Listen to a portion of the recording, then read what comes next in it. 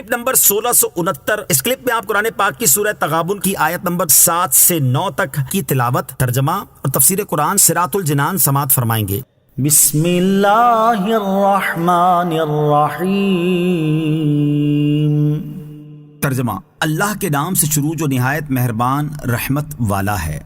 زعم الذین کفروا ان لن یبعثوا قل بلا وربی لتبعثن ثم لتنبؤن بما عملتم وذلك علی اللہ یسیر۔ ترجمہ، کافروں نے گمان کر لیا کہ انہیں ہرگز دوبارہ زندہ نہیں کیا جائے گا۔ تم فرماؤ کیوں نہیں؟ میرے رب کی قسم تم ضرور دوبارہ زندہ کیے جاؤ گے، پھر ضرور تمہارے اعمال تمہیں بتا دیے جائیں گے، اور یہ اللہ پر بہت آسان ہے۔ زعم الذین کفروا ان لن یبعثوا، کافروں نے گمان کر لیا کہ انہیں ہرگز دوبارہ زندہ نہیں کیا جائے گا۔ اس آیت میں اللہ تعالیٰ نے یہ بتایا ہے کہ کافر مرنے کے بعد دوبارہ زندہ کیے جانے کا انکار کرتے ہیں۔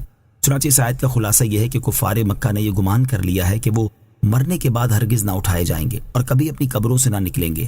اے حبیب علیہ الصلوۃ والسلام، آپ ان کے گمان کا رد کرتے ہوئے ان سے فرما دیں، کیوں نہیں؟ میرے رب کی قسم تم قیامت کے دن ضرور اٹھائے جاؤ گے، پھر تمہارے اعمال تمہیں بتا دیے جائیں گے تاکہ تم سے حساب لیا جائے اور تمہیں تمہارے اعمال کی سزا دی جائے۔ اور یاد رکھو، قیامت کے دن دوبارہ زندہ کرنا، اعمال کا حساب لینا اور ان کی جزا دینا اللہ تعالیٰ پر آسان ہے، کیونکہ اس کی قدرت کامل ہے۔ فآمنوا باللہ ورسولہ والنور الذی انزلنا واللہ بما تعملون خبیر۔ ترجمہ، تو ایمان لاؤ اللہ اور اس کے رسول اور اس نور پر جو ہم نے اتارا، اور اللہ تمہارے کاموں سے خوب خبردار ہے۔ فآمنوا باللہ ورسولہ والنور الذی انزلنا، تو ایمان لاؤ اللہ اور اس کے رسول اور اس نور پر جو ہم نے اتارا۔ اس سے پہلی آیت میں مرنے کے بعد دوبارہ زندہ کیے جانے کی جو خبر دی گئی، اس کا اعتراف کرنا چونکہ ایمان لانے پر ابھارتا ہے، اس لیے یہاں آیت میں ایمان لانے کا فرمایا گیا۔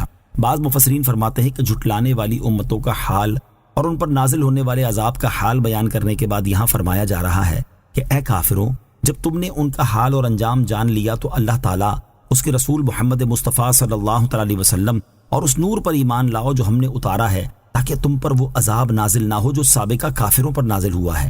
اور یاد رکھو کہ اللہ تعالیٰ تمہارے کاموں سے خبردار ہے اور وہ تمہیں تمہارے اعمال کی جزا دے گا۔ اس آیت میں نور سے مراد قرآن شریف ہے، کیونکہ اس کی بدولت گمراہی کی تاریکیاں دور ہوتی ہیں اور ہدایت و دلالت دونوں واضح ہوتی ہیں۔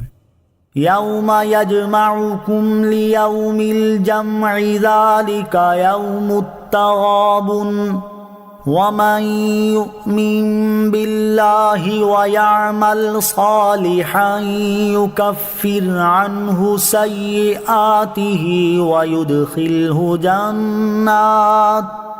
وَيُدْخِلْهُ جَنَّاتٍ تَجْرِي مِن تَحْتِهَا الْأَنْهَارُ خَالِدِينَ فِيهَا أَبَدًا ذَلِكَ الْفَوْزُ الْعَظِيمُ۔